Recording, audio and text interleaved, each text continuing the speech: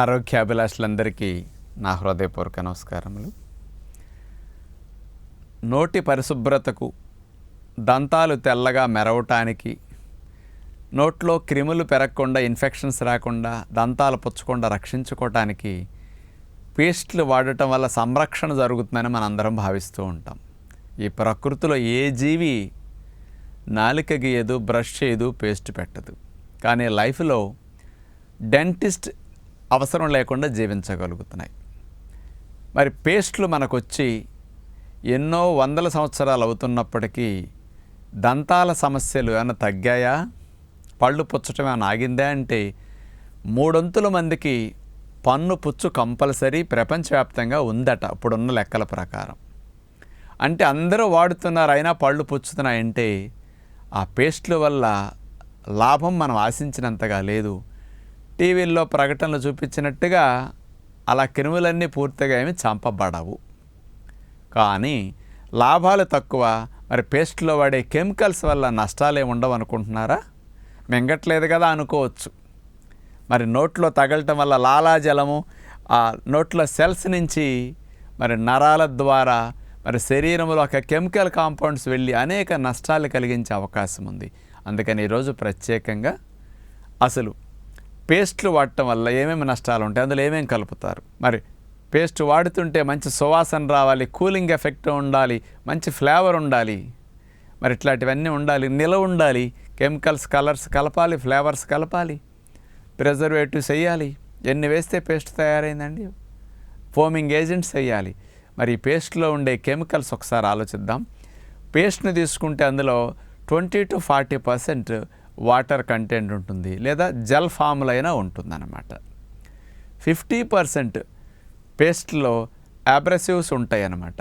అంటే polishing chemicals కానీ, agents కానీ, క్లీనింగ్ ఏజెంట్స్ కానీ ఉంటాయి. ఎందుకంటే దీన్ని క్లీన్ చేయడానికి కావాల్సిన 50% వరకు అవి ఉంటాయి అన్నమాట. ఇక పేస్ట్లలో మనకి మెయిన్గా వాడే కెమికల్ కాంపౌండ్స్ ఒక్కొక్కటి చూద్దాం. మరి దేనివల్ల ఏమేమి నష్టం కలుగుతుందో ఒకసారి ఆలోచిస్తే, మొట్టమొదటిది అల్యూమినియం హైడ్రాక్సైడ్. ఇది ఎక్కువ మోతాదులో వాడితే దంతాలపై నుండే ఎనామిల్ దెబ్బతింటుంది. పేస్ట్ల వల్ల ఎనామిల్ రక్షణ కలుగుతుందని చెప్తారు, కానీ పేస్ట్ల వల్లే అందులో ఉండే కెమికల్ ఎఫెక్ట్కి ఎనామిల్ పోతుంది. అందుకని అందరూ పేస్ట్లు చిన్నప్పటి నుంచి వాడుతున్నప్పటికీ మరి పళ్ళు తీపులు, అసలు ఎనామిల్ దెబ్బతింటేనే పళ్ళు అరగటం, పళ్ళు పుచ్చటం జరుగుతుందండి. ఎనామిల్ దెబ్బతింటానికి ఇది ఒక రీజన్. అలాగే అల్యూమినియం ఫాస్ఫేట్ వల్ల లో బ్లడ్ ఫాస్ఫేట్ లెవెల్స్, బ్లడ్లో ఉండాల్సిన ఫాస్ఫేట్ లెవెల్స్ డౌన్ చేసేస్తుంది అనమాట ఈ కెమికల్. అలాగే స్టమక్లో క్రాంప్స్ రావడానికి కూడా ఇది కారణం అవుతుంది. మూడ్ స్వింగ్స్ అవ్వటానికి కూడా కారణం. అంటే స్థిరంగా మనసు ఉండకుండా కాస్త అప్ అండ్ డౌన్లు ఉండటానికి. ఎందుకంటే ఈ కెమికల్ ఎఫెక్ట్ నర్వస్ ద్వారా బ్రెయిన్కి, అందుకని దానికి కూడా ఎఫెక్ట్ ఉంటుంది. బోన్స్ వీక్ అవుతాయట ఈ కెమికల్ కాంపౌండ్ వల్ల. కాన్స్టిపేషన్ రావడానికి కూడా నర్వస్ ద్వారా మరి ప్రేగుల్లో మూమెంట్ని కూడా ఇవి ఎఫెక్ట్ చేస్తాయి. అందుకని కాన్స్టిపేషన్ కారణం అవుతుంది. మరి ఇట్లాంటివన్నీ అల్యూమినియం హైడ్రాక్సైడ్ వల్ల కలిగే నష్టాలు. ఇక రెండవ కెమికల్ తీసుకుంటే హైడ్రోజన్ ఫాస్ఫేట్. దీనివల్ల బ్లడ్లో లో కాల్షియం లెవెల్స్ వస్తాయి. ఇంతకుముందు కెమికల్కి లో ఫాస్ఫేట్ లెవెల్స్, కాల్షియము ఫాస్ఫరస్ ఉంటేనే ఎముకలు బలంగా ఉంటాయండి. అది ఫాస్ఫేట్ లెవెల్ని డౌన్ చేసేసింది. ఇది కాల్షియంని బ్లడ్లో లో లెవెల్లోకి తీసుకెళ్ళిపోతుంది అనమాట. మీరు తిన్నప్పటికీ బ్లడ్లో ఉండదు అది. కాబట్టి దీనివల్ల ఎముకలు బలహీనం అవ్వటానికి ఒక రీజన్. అట్లాగే దీనివల్ల ముఖ్యంగా చూస్తే మన తిన్న ఆహారంలో సాల్ట్ అబ్జార్ప్షన్ బాగా ఈ కెమికల్ వల్ల పెరుగుతుంది. తిన్నదంతా సాల్ట్ బాగా అబ్జార్బ్ అయిపోతే వేస్ట్ రూపంలో బయటకు పోకుండా మరి మనకు నష్టం ఎక్కువ. ఇదొకటి. గ్యాస్ట్రైటిస్ రావటానికి కూడా ఈ హైడ్రోజన్ ఫాస్ఫేట్ అనేది ప్రధాన కారణం అన్నమాట. ఈ పేస్ట్లో ఆర్టిఫిషియల్ స్వీట్నర్స్ కలుపుతారండి, ముఖ్యంగా కార్న్ సిరప్. ఈ కార్న్ సిరప్ ఏం చేస్తుందంటే ఎనామిల్ని డ్యామేజ్ చేస్తుంది. అసలు మన దంతం పైన ఉండే ఎనామిల్ ఎంత గట్టిదంటే 1100 డిగ్రీల వేడికి గురి చేస్తే తప్ప ఎనామిల్ దెబ్బతినదు. ఎనామిల్ దెబ్బతింటే తప్ప మనం ఇక దంతాన్ని లోపల ఏమీ చేయలేం. దంతం పుచ్చటం కానీ, దంతానికి ఇన్ఫెక్షన్ ఏమీ జరగదన్నమాట. అంటే అంత స్ట్రాంగ్ కవచం ఉంది దంతం పైన. దాన్ని ఇందులో ఉండేవి స్వీటింగ్ ఏజెంట్స్ కార్న్ సిరప్ డ్యామేజ్ చేయటం. అందుకని దంతాలు పుచ్చటానికి కూడా ఈ ఆర్టిఫిషియల్ స్వీట్నర్ కార్న్ సిరప్ అనేది మెయిన్ రిస్క్ని కలిగిస్తుంది పంటికి. ఇక 4వది టైటానియం డయాక్సైడ్. దీనివల్ల లంగ్ క్యాన్సర్స్ రావడానికి అవకాశం ఎక్కువ ఉందంట.